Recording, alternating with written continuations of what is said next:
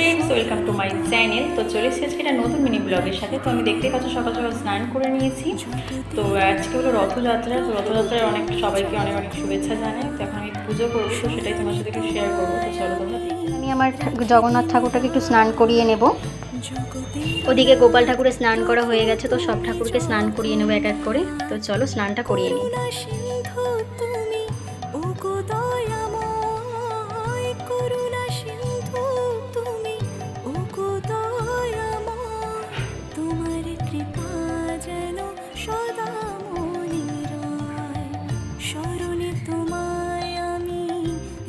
দিন রাত জগতের নাথ প্রভু তুমি জগন্নাথ।